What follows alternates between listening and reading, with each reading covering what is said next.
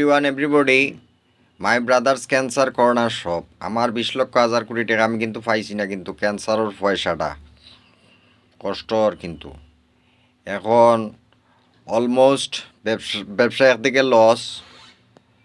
আর কত হয়েছে বাংলাদেশের ভিতরে খে খার দাপটে চলে, খে খার পপুলারিটি থাকে, খে খার অ্যাক্টিভিটিসে চলে, খে খার বাংলাদেশের ভিতরে বিগত বর্তমান লইয়া চলের। এটার আল্লাহও সবচেয়ে স্তর বালা হইতে পারে, কোন স্তরের মানুষ কিলা, কোন সমাজও কিলা মানুষ বড় হয়েছে, খে খার জীবনের ইতিহাস গড়ছে, দ্বার প্রান্তে পৌঁছিছে।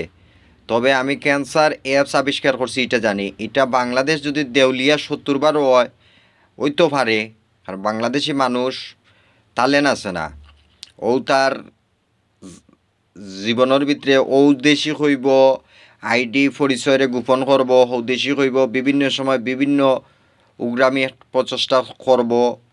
বাংলাদেশের এটাও দুনিয়ার সিস্টেম, যেন খায় অন আগে অন ঘুমায়। বাংলাদেশি একটু লেজি।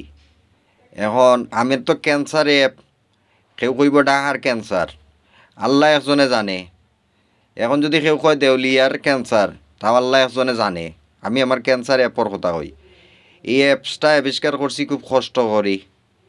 এগুলো 20 লক্ষ 1,000 কোটি টাকা পাই।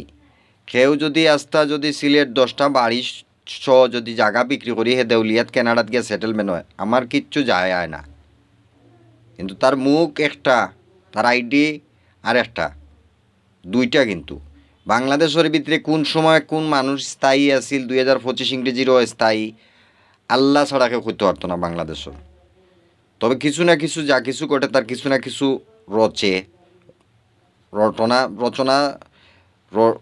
রচে আর কি।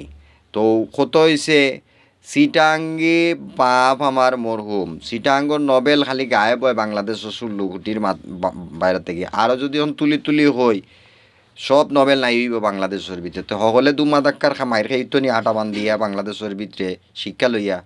শিক্ষা তো তেল।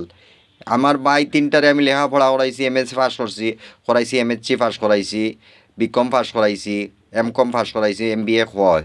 তো এমবিএ যাই হোক, বাংলাদেশের তো শিক্ষিত, তো আমরা তো বংশতে শিক্ষিত।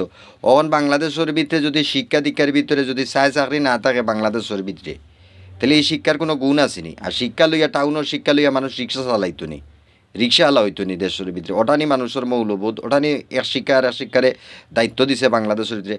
আমি তো আমার একদিনও কইছি শিক্ষিত চিটাং বড়। আমি নোবেলের দিক থেকে নোবেল পাই, চিটাং দেখে ক্যান্সারও নোবেল নাই সারা বিশ্বের ভিতরে। আমার বাপ মরহুম, বুঝাইতাম পারাম না এখন পর্যন্ত কেউরে।